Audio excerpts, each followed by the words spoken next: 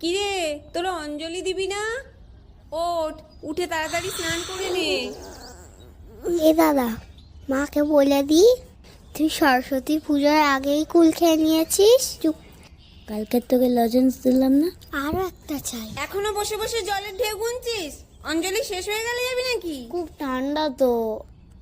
গরম জল দিলাম তো, তাড়াতাড়ি ঢাল গায়ে, বোনের হয়ে গেল। এই চুলগুলো নিয়ে যে কি করি। ও মা, আমায় একটু লিপস্টিক পরিয়ে দাও না। না, বাচ্চাদের লিপস্টিক পরতে নেই। একটুখানি দাও না। না বললাম তো। একদম একটুখানি। আচ্ছা দাঁড়া। ভগবতী ভারতী